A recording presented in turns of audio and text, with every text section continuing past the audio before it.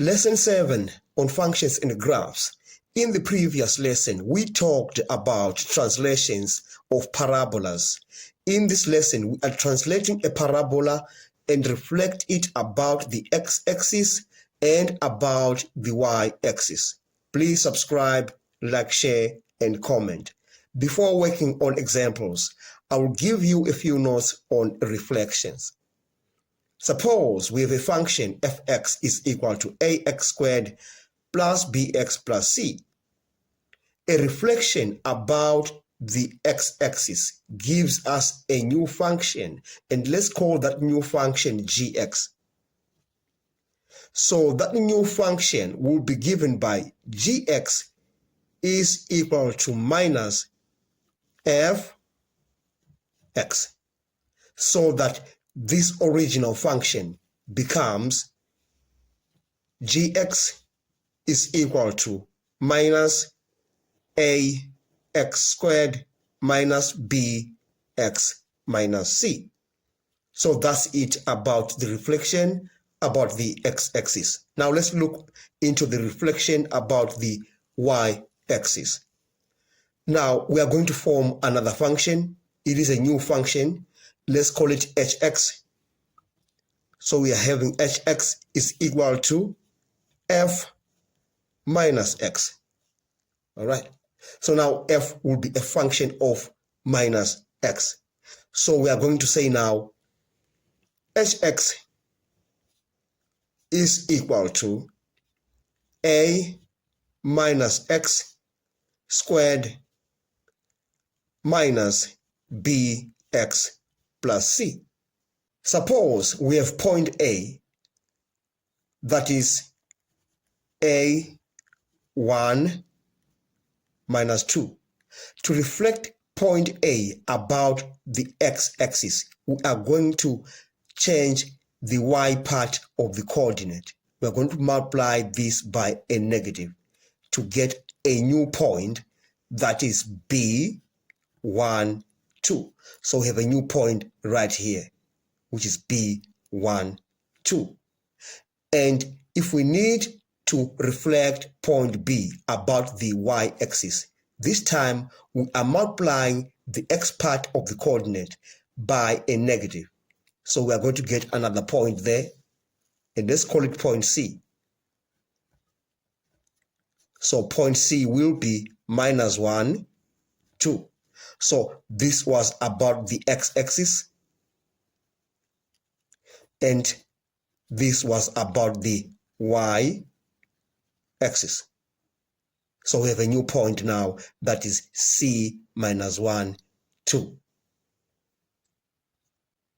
Now let's work on the example. In this example, we are given the parabola fx is equal to minus x squared, and we need to sketch a new parabola gx if fx is shifted 1 unit to the right and 1 unit downwards. The graph of fx is equal to minus x squared looks like that. That's the graph of that function. And that graph is shifted to the right 1 unit and downwards by another 1 unit.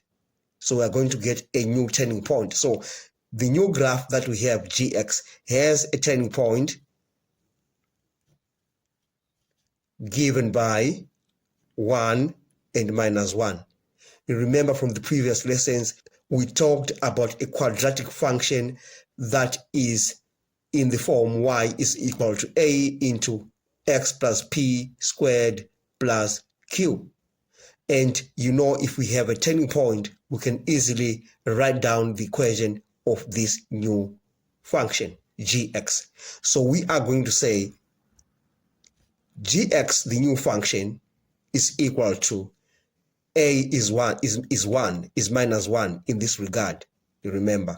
Then we have x minus 1. 1 unit to the right, you say minus 1 squared. There's a negative out there.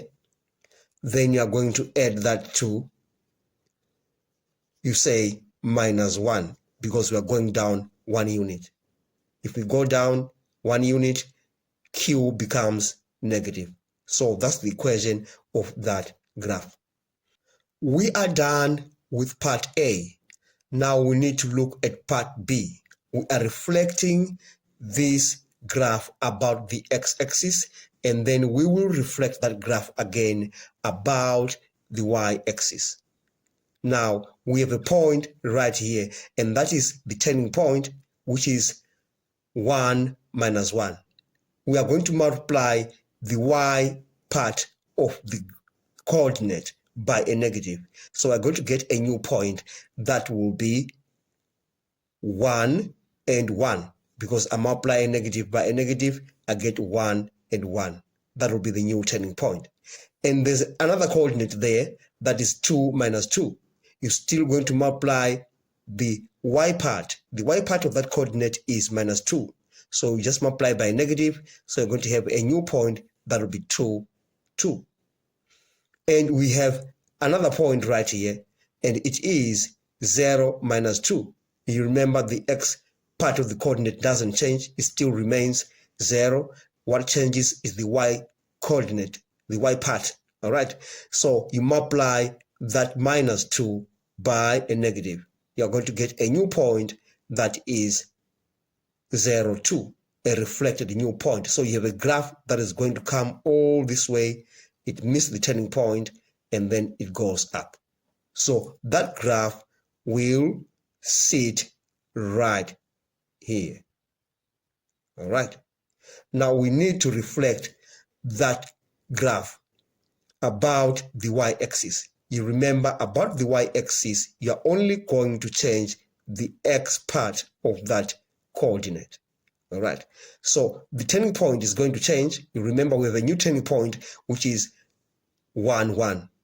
So you are changing the x part of it. You multiply 1 on that x part, it becomes a negative. So a new turning point will be right here at minus 1, 1. And this point here will still remain the same because x is 0. You multiply 0 by a negative, you're still going to get 0. So this point doesn't change. This point will change. You have 2, 2. You multiply the x part of that coordinate, you are going to get minus 2, 2. So you are going to have a new graph that comes all this way, miss the turning point, and then it goes up. And that graph is going to sit right there where we have a new turning point that is minus 1 and 1. That's the new graph. Okay, now let's name those new graphs. Let's call this graph that is reflected about the x-axis, let's call it hx. So we are going to say hx is equal to x minus 1 squared plus 1, because we've gone up 1 unit and we are still on this right hand side. We've moved from this point by 1 unit. So we have hx is equal to x minus 1 squared plus 1. And when we reflect that graph to the other side, we form another new graph. And let's call that graph qx. Qx will be given by x plus 1. We've moved 1 unit to the left-hand side. So we add 1. So we have x plus 1 squared plus 1. We're still 1 unit upwards. So the final answer is this graph qx, because the question asked us to reflect about the x-axis and reflect about the y-axis. So this is our final answer, that blue graph. We've come to the end of this session. Thanks for watching. Please subscribe, like, share, and comment. Enjoy your day.